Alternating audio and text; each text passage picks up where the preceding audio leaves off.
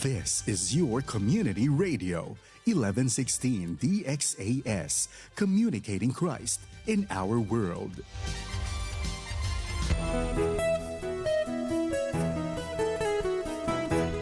Kaibigan, kaya mong magtagumpay sa hamon ng buhay dahil may kasama ka.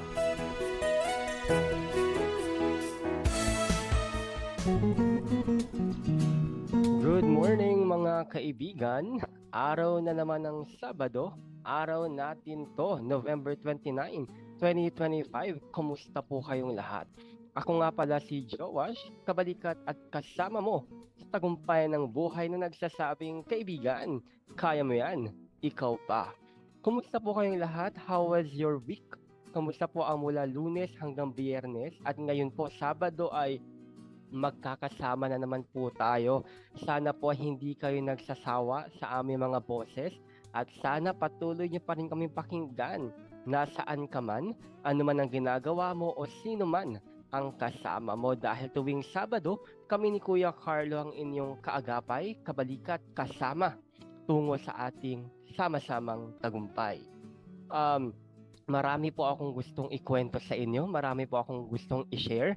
Pero sa ngayon po, parang mukhang ako lang po muna ang inyong maririnig sapagkat si Kuya Carlo po ay hindi maganda ang kanyang pakiramdam. 3 araw na po siyang may dry cough nahihirapan siyang huminga. Although kasama ko po siya ngayon, pero I think ako lang muna ang magsasalita, boses ko lang muna ang inyong mapapakinggan. Kaya naman mga kaibigan, isama po natin si Kuya Carlo sa inyong panalangin na eventually, hopefully, maging okay na po siya. And I think after the program kasi, magpapa-check up siya. Yun nga po yung sabi niya sa akin, hindi niya daw ako iiwan. Sasamahan niya ako dahil napaka-importante ng programang ito, napaka-importante ng araw na ito para sa kanya. Kaya kasama pa rin natin siya. Although, ulitin ko, medyo parang boses ko lang po ata ang inyong maririnig. Pero tuloy-tuloy pa rin tayo.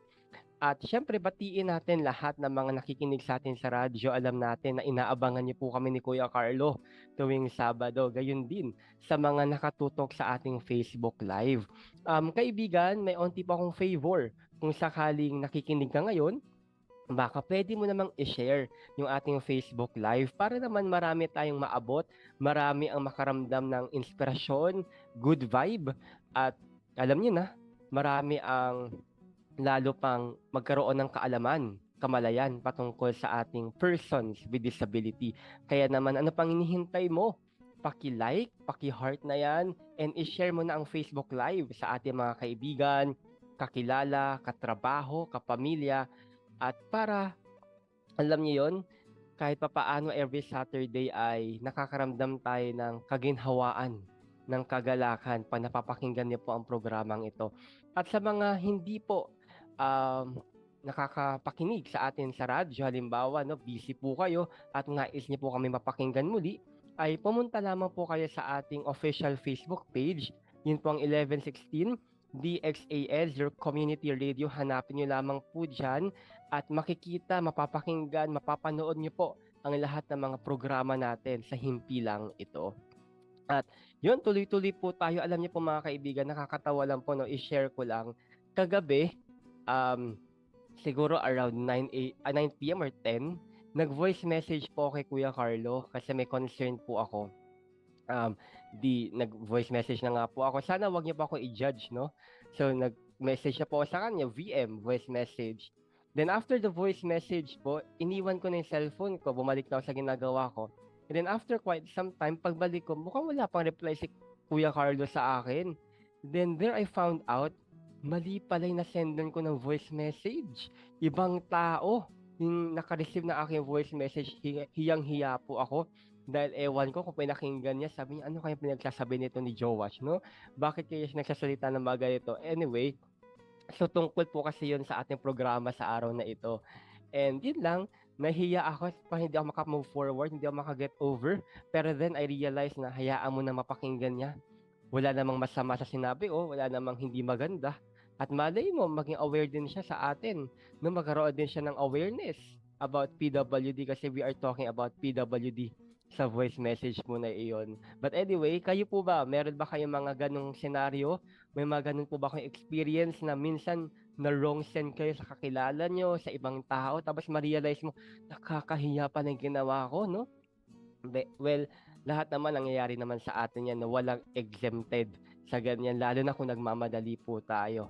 But mga kaibigan, alam nyo, yung kwentong yan, nakakatawa pakinggan, pero minsan sa buhay natin, may mga hindi natin inaasahan na mga nangyayari. May mga bagay na hindi natin expected na mangyari. But then, pilitin natin tignan ito sa magandang pamamaraan, sa magandang senaryo, na malay mo, yung pinagdadaanan natin sa araw na ito, sa ngayon, blessings in disguise. Hindi natin alam na ito pala yung way ni Lord, ni God, na mapabuti tayo, maging maayos ang lahat, and kumbaga, sabihin natin, eventually, maging okay rin. Ngayon, mga kaibigan, meron po ako mga nais sabihin, mga invitation, mga announcement na baka naman, no, baka naman gusto niyo suportahan, baka naman gusto niyo puntahan, baka naman gusto niyo i-plot sa inyong calendar yung mga events na ito. But simulan natin sa umpisa, no? Kung sa iba po no na hindi pa nakakaalam, pinagdiriwang po kasi natin yung International Day of Persons with Disability. So, yun po yung tinatawag nating IDP. And yung IDP po na ito, yung International Day of Persons with Disability, naglalayon ito ng inclusivity. Naglalayon ito ng sama-sama po tayo patungo sa isang inklusibong komunidad, ma-acknowledge tayo sa buong mundo, sa ating society, sa ating community, no? Maging belong po tayo. In short, magkaroon tayo ng village, magkaroon tayo ng group na accepted tayo, na minamahal tayo, at higit sa lahat, pinapahalagahan tayo. Kaibigan, ikaw ba? Vinavalue ka ba ng mga tao sa paligid mo? Alam mo ba ang value mo?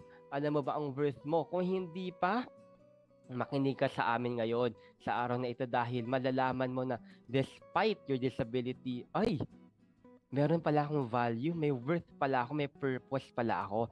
Kaya naman, mga kaibigan, sa darating pong December 2 to 4, 2025, kung kayo po ay naririto sa Manila, kung meron po kayong kakilala na nandito sa Manila o kayo po ay pupunta ng Manila sa mga panahong yan, December 2 to 4, inaanyayahan ko po kayo na pumunta sa Mega Mall, SM Mega Mall po yan, dahil magkakaroon po ng event ang NCDA or National Council on Disability Affairs, no?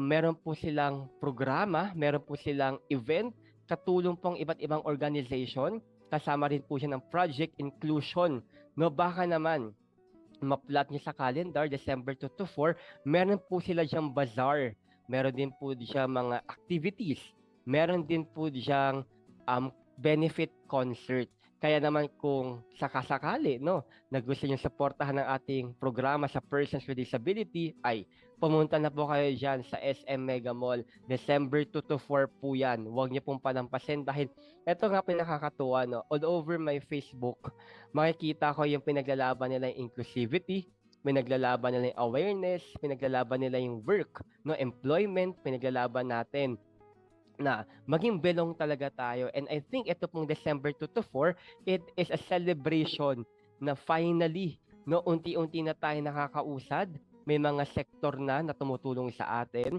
May mga tao na nag-acknowledge sa atin. At higit sa lahat mga kaibigan, maganda rin na malaman natin na ito po ang event na kung saan pinapakita na pagsama-sama may pagsulong, pagsama-sama may pag-asa, pagsama-sama may pag-asenso, lalo na sa sektor ng mga PWD. And dito rin, kung kayo po ay aware na sa ating Firefly movie, alam ko na pag-usapan namin ni Kuya Carlo yan noon yung about sa Firefly movie.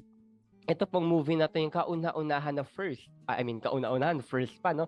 Ito yung first Filipino movie na merong audio description.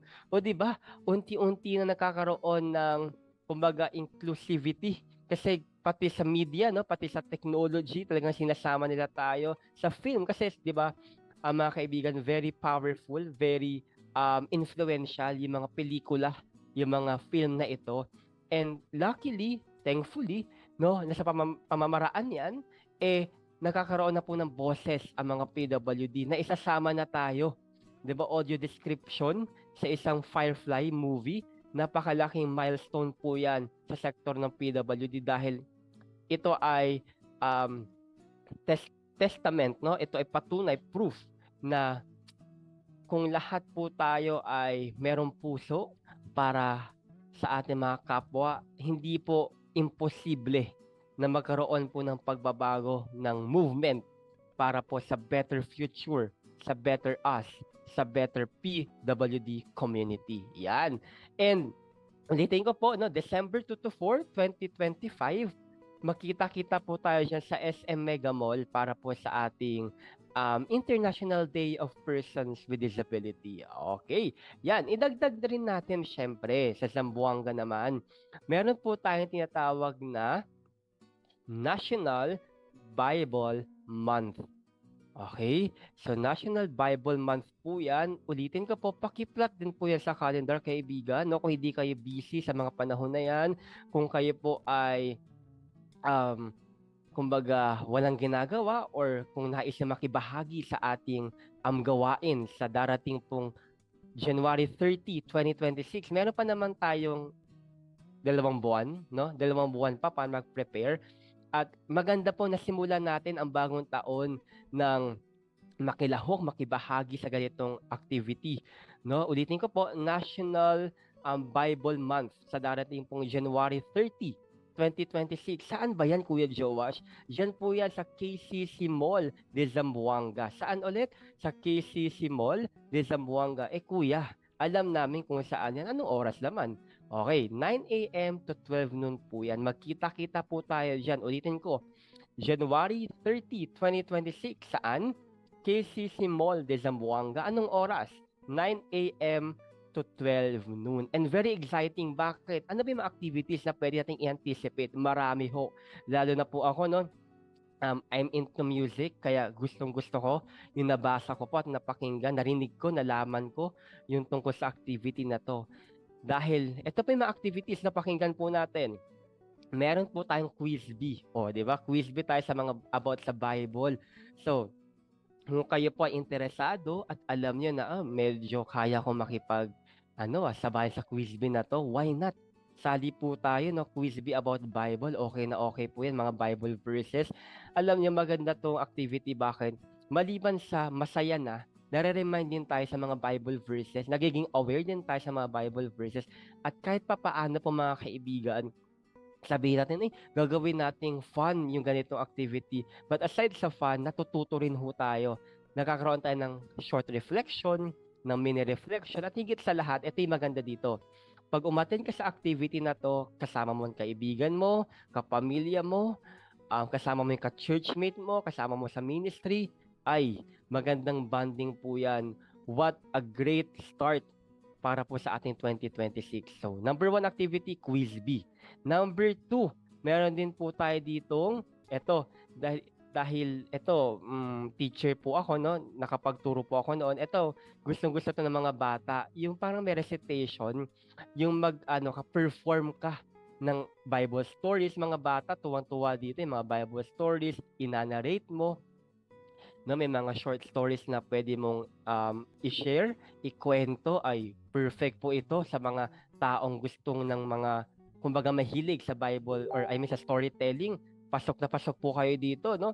And meron din po tayong painting. Kung kayo po ay mahilig sa artwork, no? Kung kayo po ay mahilig mag-paint, why not i-express po natin ang love natin through painting. So pwede po kayong sumali dito, and yung mga painting po na yan ay i-exhibit natin sa KCC Mall. So yung painting mo, mali mo, in your mind, meron kang idea, may artwork ka, i-put into practice mo yan, ilagay mo sa canvas, and then mali mo, ma-exhibit natin yan, at makita ng mga tao yung expression mo about love, about your feelings, about your emotions, about God. And ito po, mga kaibigan, yung very excited ako. Makakaroon kasi ng song composition competition. Parang gusto kong sumali dito, no? Kasi alam niyo ho, mga kaibigan, kung hindi niyo po natatanong, when I was younger, Mahilig po akong mag-compose, no, mga tula, nagko-compose po ng mga poems, mga poem, and kino-compile ko po 'yan.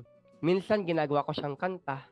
So madami po ako na-compose, pero hindi ko na po alam kung saan ko siya nailagay kasi I think sa iPad ko dati 'yon sinisave.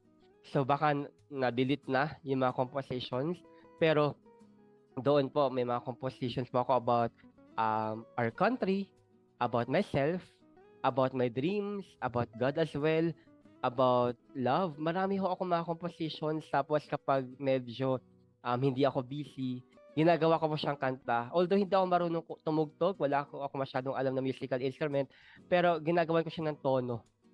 Kapag medyo bored po ako, yon dinadivert ko yung attention ko doon sa mga mga composed songs ko, tapos or poem, then nakaka-uplift kasi ng spirit yon kapag kumakanta ka, nagko-compose ka ng mga tula, ng mga awitin, ang ganda.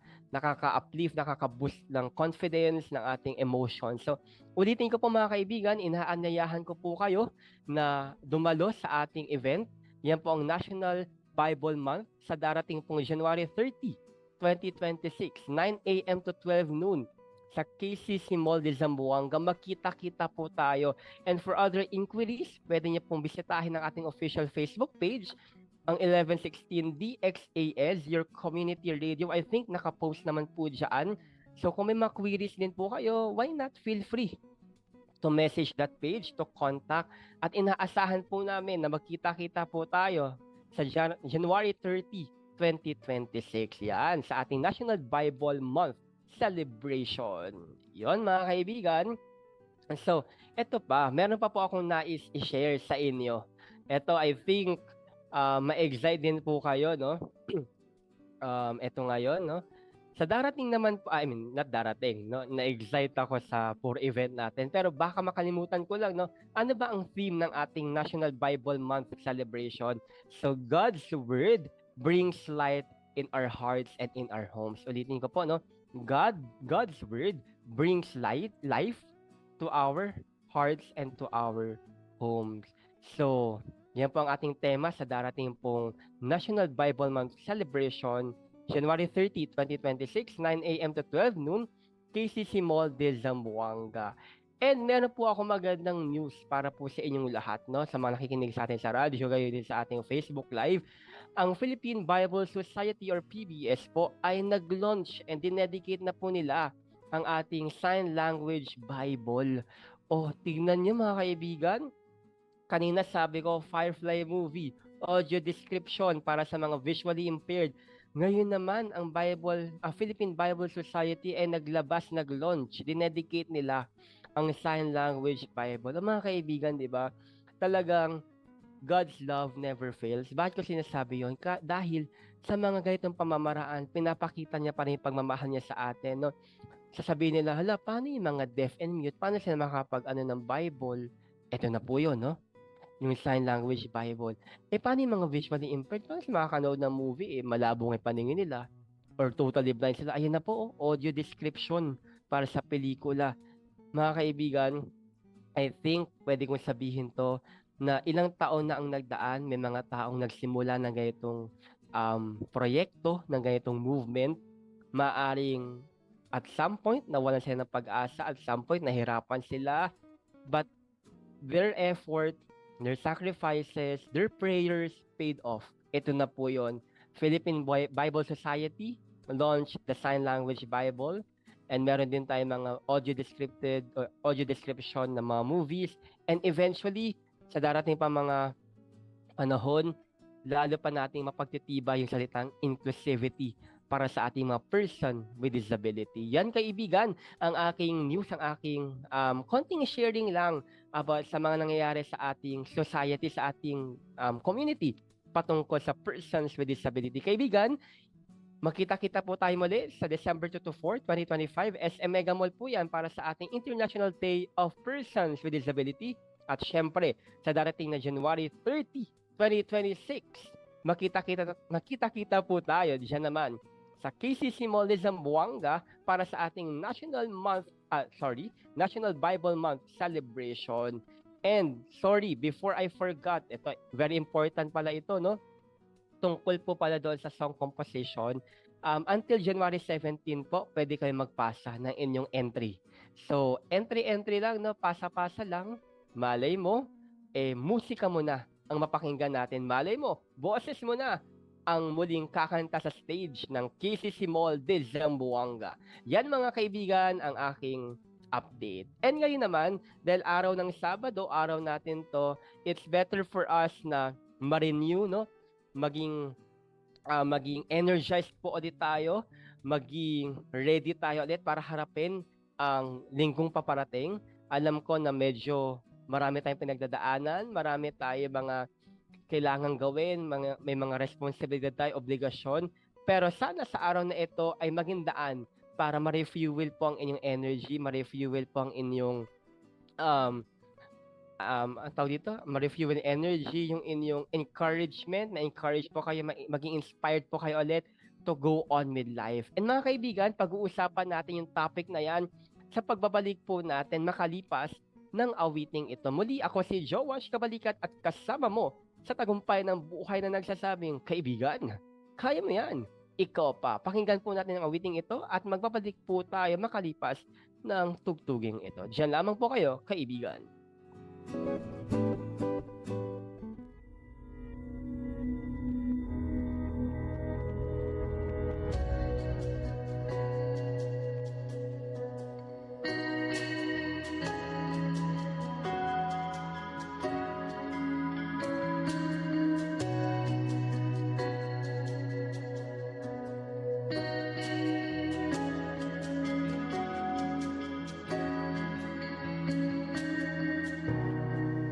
Panginoon, ang nais ko, kagandahan mo ay pagmasdan ang pag-ibig mo sa aking tugon. Kailan may di pababayaan sa iyo lamang matatagpuan sa iyo lamang.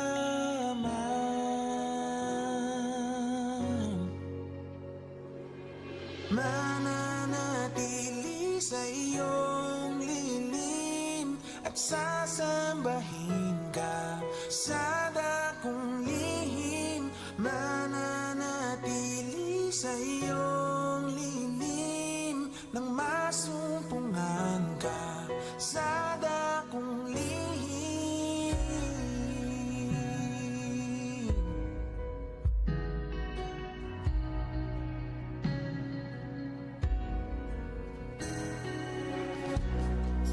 Panginoon, ang ngalan mo ay kalinga at sandigan ko, pinagbabago pangako mo.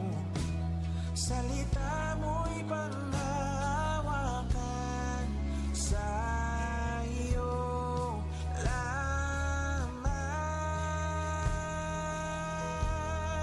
matatagpuan sa iyo lamang.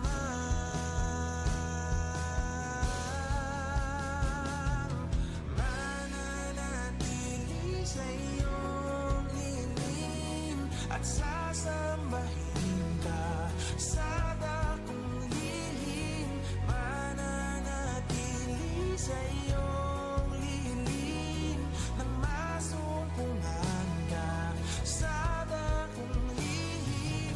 Mananatili sa iyong lilim at sasambahin ka sa dakong lihim. Mananatili sa iyong lilim nang masumpungan ka sa dakong lihim.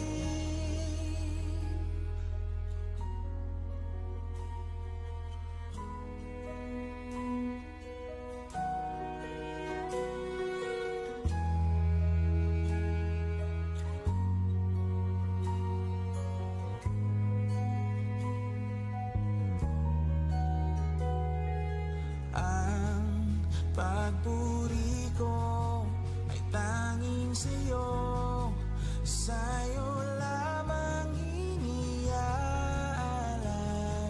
o Panginoon, ang puso ko sa'yo magpakailanman.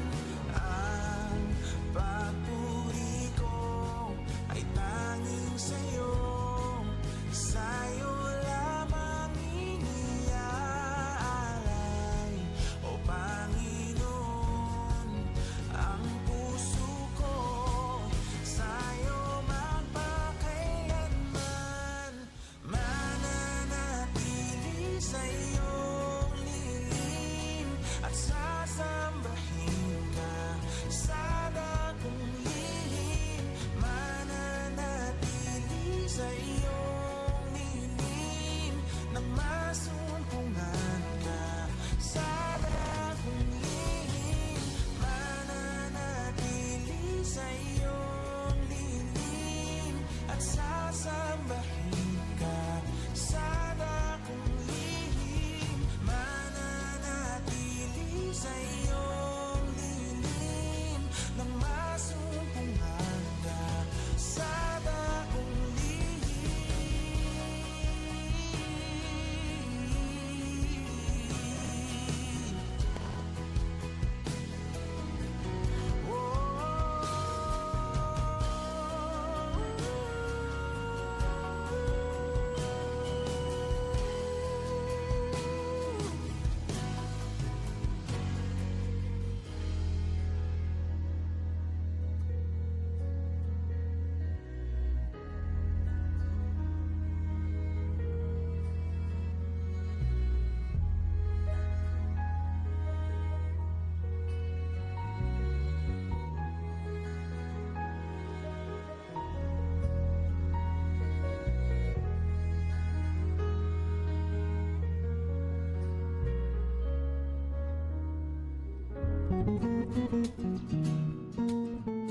At napakinggan nga po natin mga kaibigan ng awiting Lilim.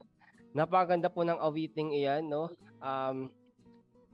Napaka satisfying assurance na talagang whatever happens, mananatili tayo sa kanyang pagmamahal, sa kanyang katapatan, sa kanyang kabutihan. And gusto ko lamang po sanang sabihin sa inyo na itong awitin na to, it really reminds me of kung minsan nag-iisa ka, kala mo lang, pero mararamdaman mo eventually, hopefully, na sa mga panahong ito, hindi lang po pala ikaw nag-iisa. Meron po kayong kasama.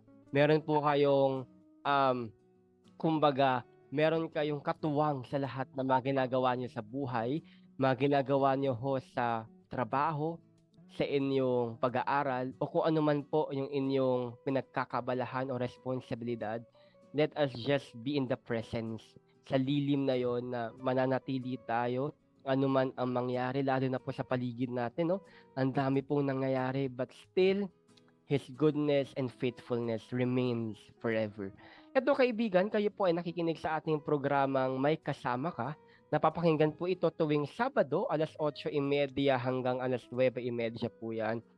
At ang 1116 DXAS ay isa sa mga himpilan ng Far East Broadcasting Company or FEBC, na kung saan ito po ay non-profit, non-commercial, but donor-based radio program.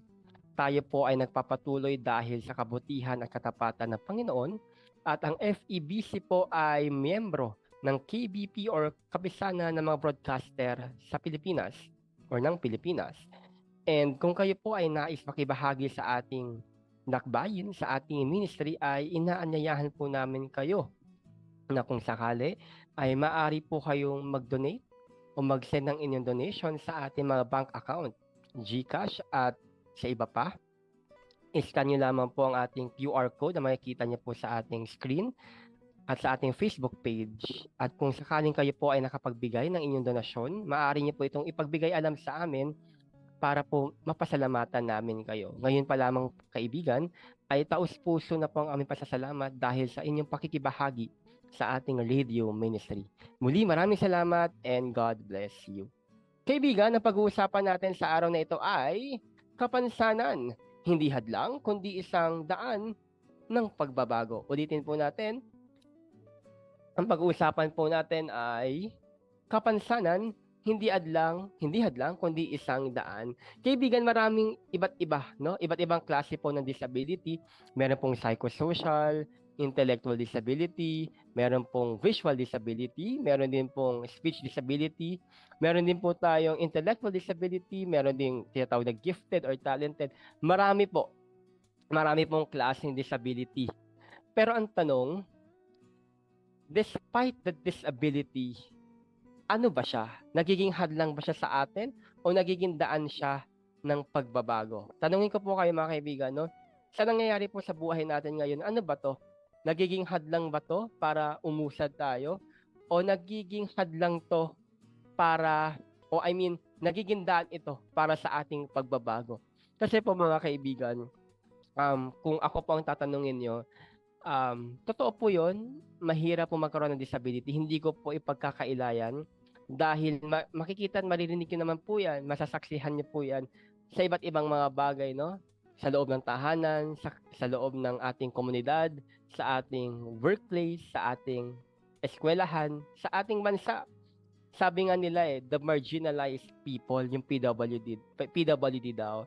Pero ako, I don't want to step on or ayokong sabihin lang ng marginalized people ang PWD.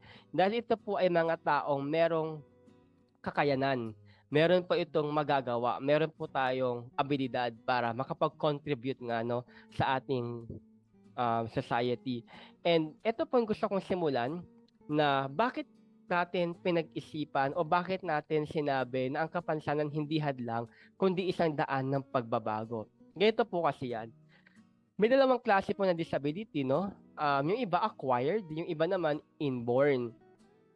So, inborn man yan or acquired man yan, whatever type of disability po meron tayo, gusto ko po sanang emphasize na sana ito pong nangyayari sa atin, hindi po ito katapusan, no? No, kung ikaw po ay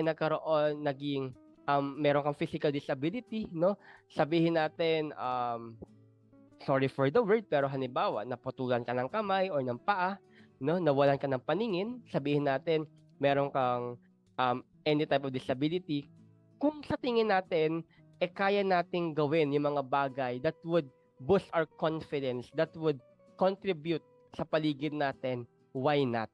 No, hindi kabawasan natin bilang isang tao ang mawalan ng isang bahagi ng ating katawan, no? Hindi kabawasan sa atin bilang isang individual ang magkaroon ng disability. Ito po yung sinabi ko. Sana po ay madala nyo rin po ito pag tayo po ay, kung halimbawang tapos na po ang programa natin.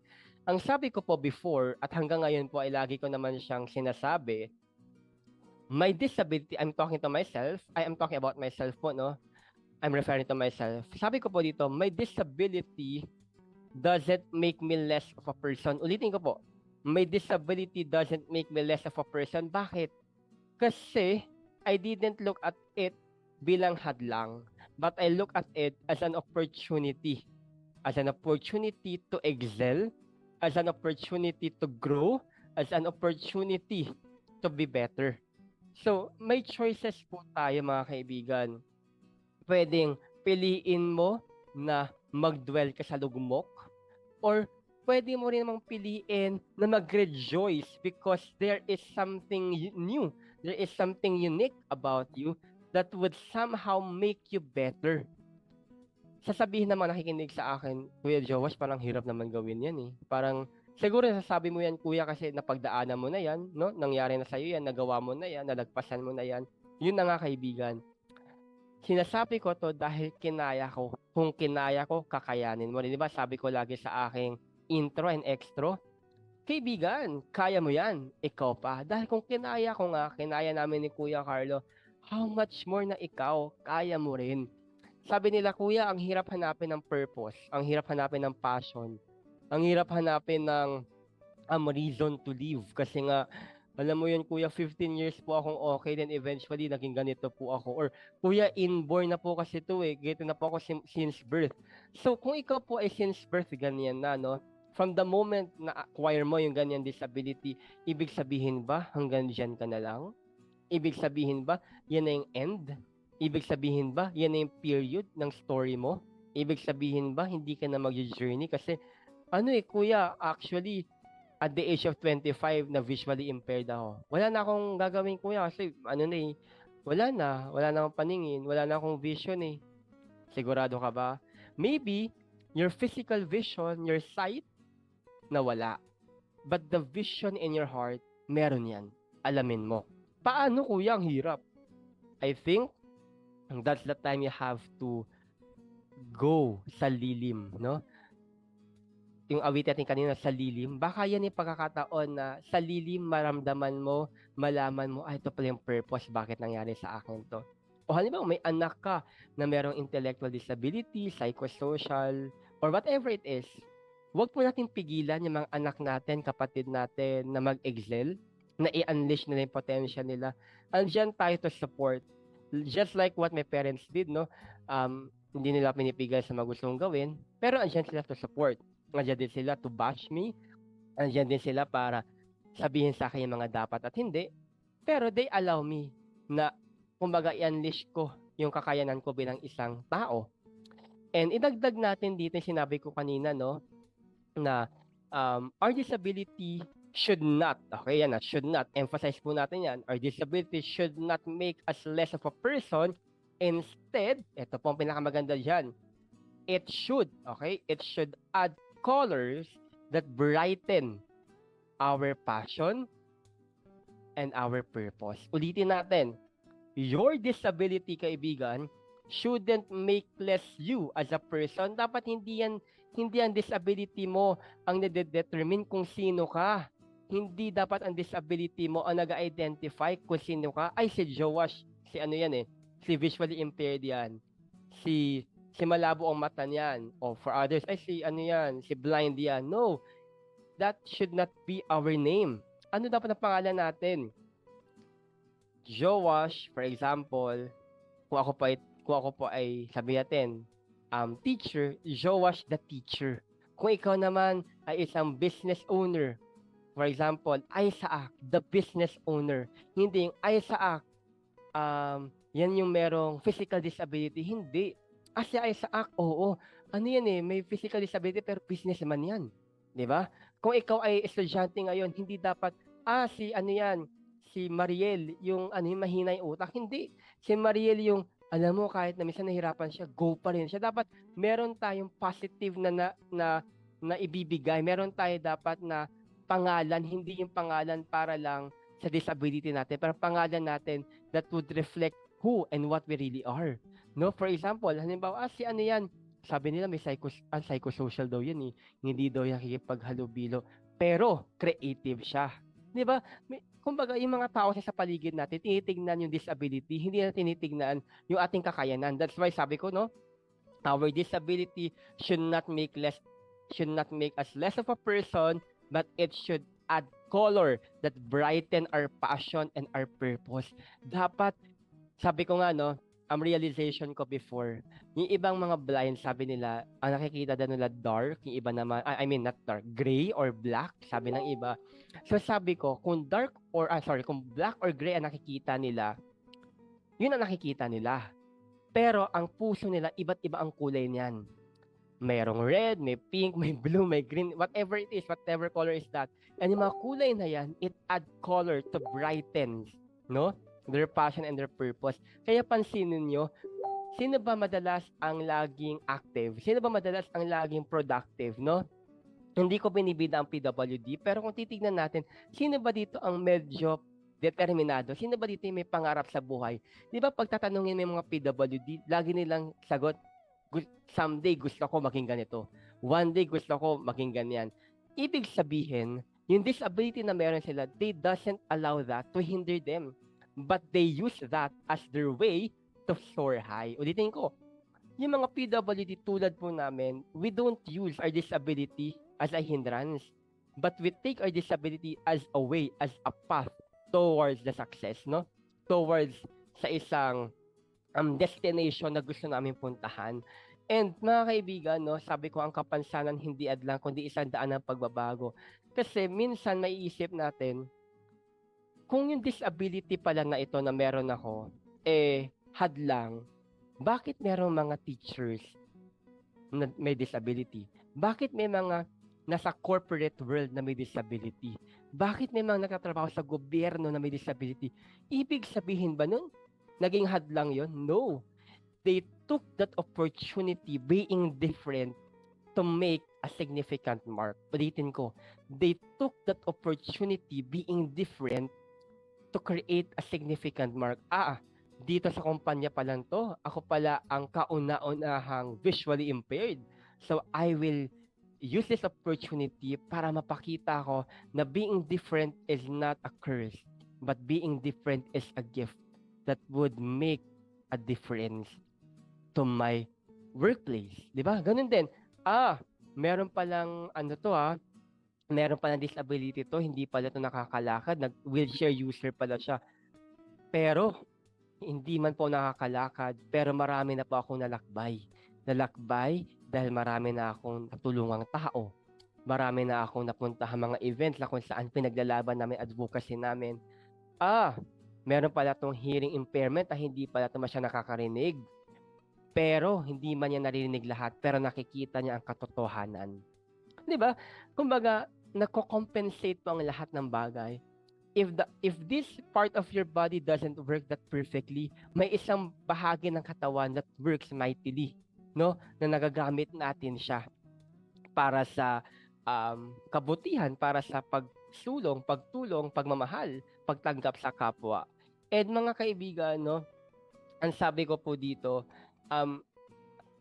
sana ho ma-realize po natin na it will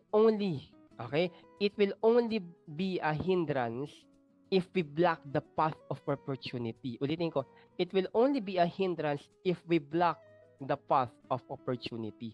Tandaan po natin yan, na magiging hadlang lang po itong disability natin kapag blinak natin yung oportunidad dahil nahihiya tayo, dahil baka ma-judge tayo, dahil baka mapagtawanan tayo, o baka ma-feel natin hindi tayo belong. Diyan po tayo nagkakamali.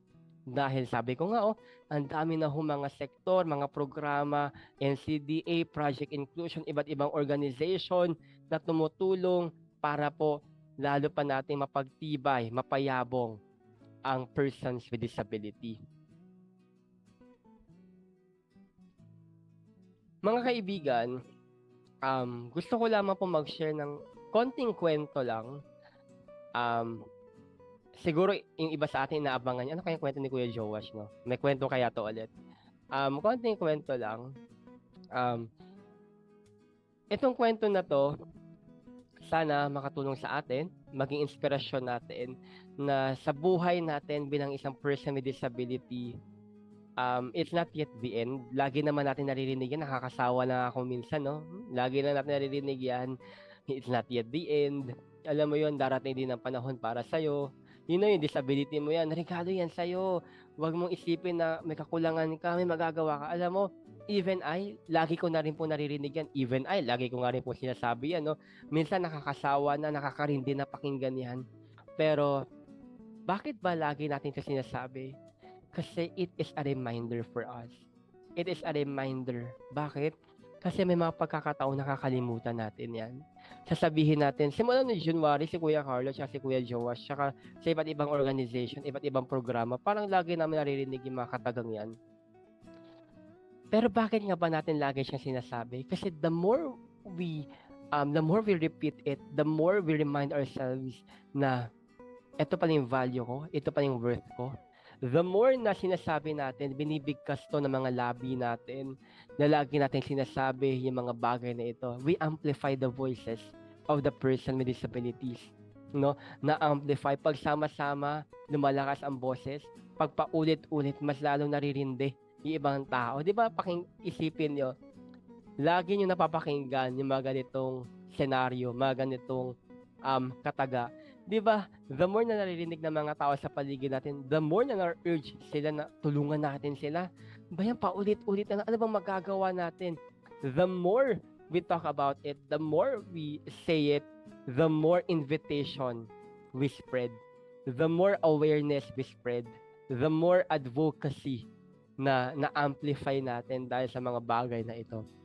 And sabi ko din po nung nakaraan na sana, ito lagi ko 'to sinasabi, na sana po makita natin ngayon magpapasko na, no, isang buwan na lang, wala na nga ilang araw na lang, no, magpapasko na.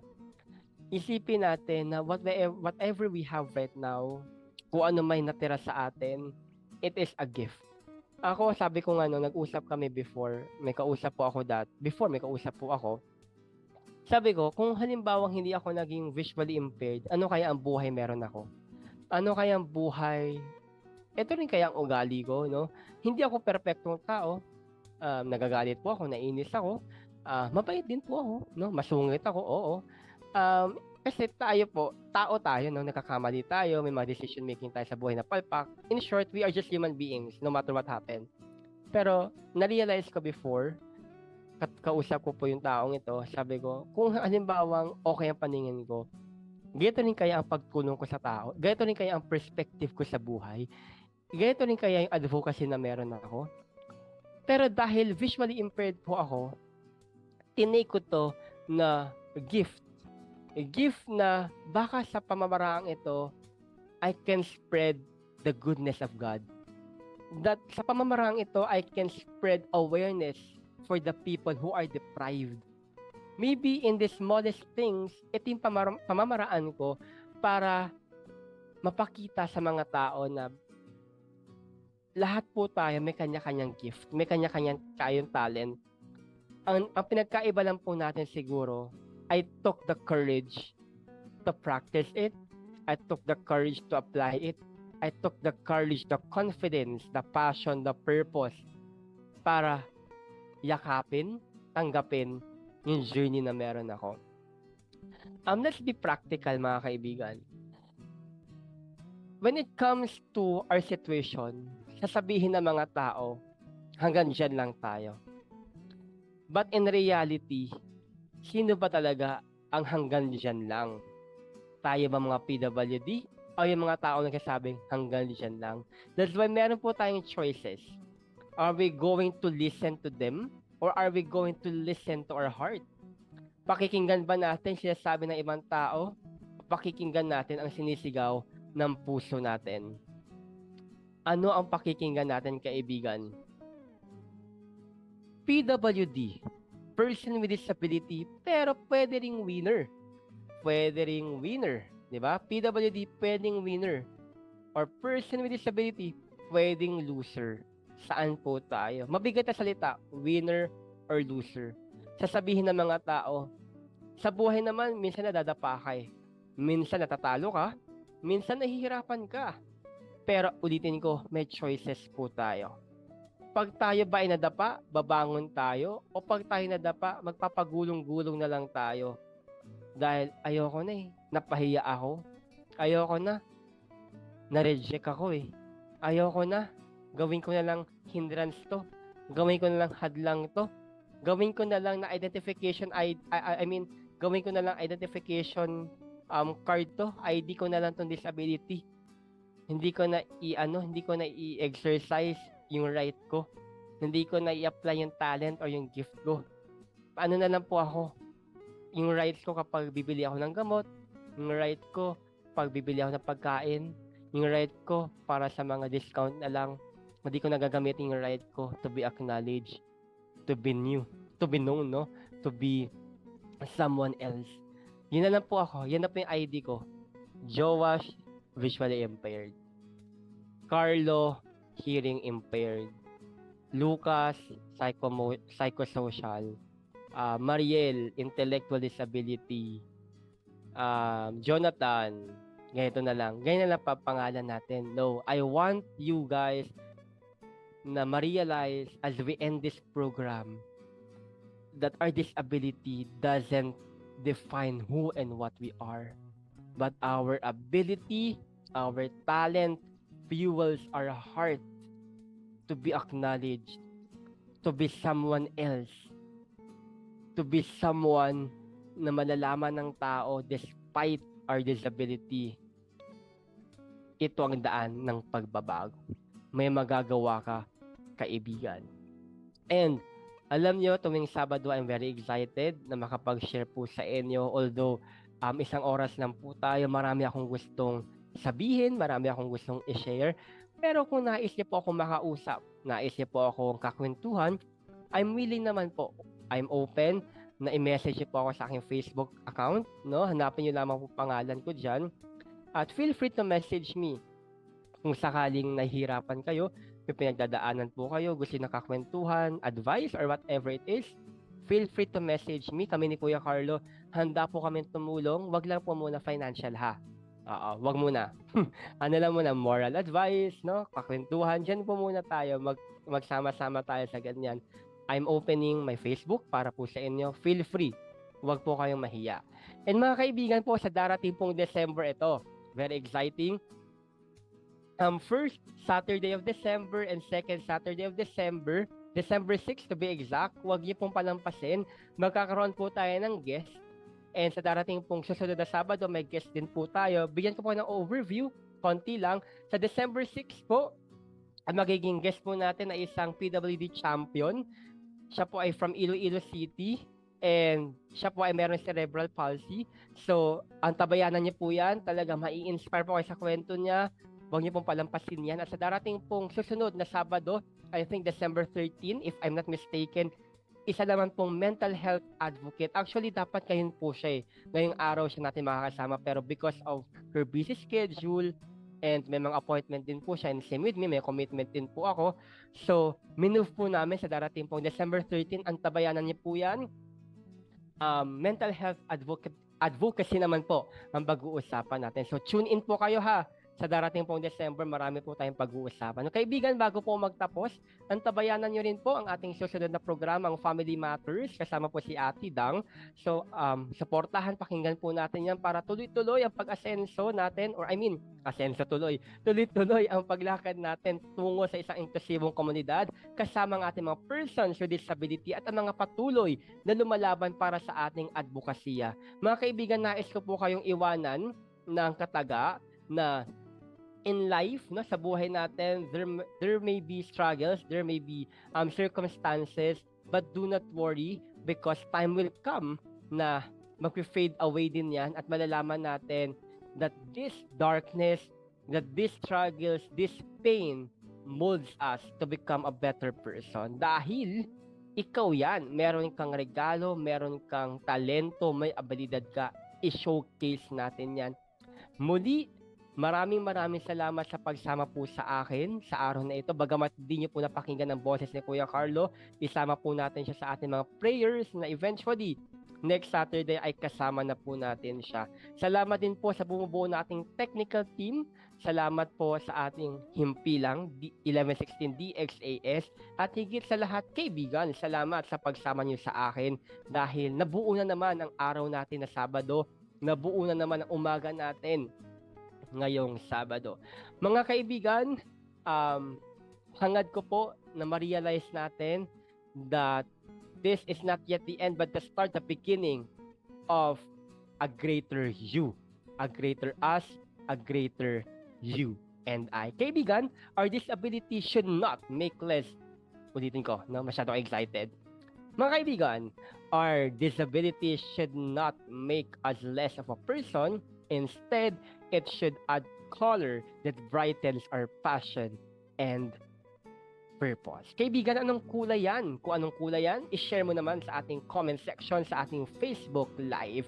Kaibigan, nakasama nyo nga po ako, si Joash Kabalikat, at kasama mo sa tagumpayan ng buhay na nagsasabing, kaibigan, kaya mo yan. Ikaw pa hanggang sa susunod na Sabado. Ingat and God bless you. Thank you, everyone.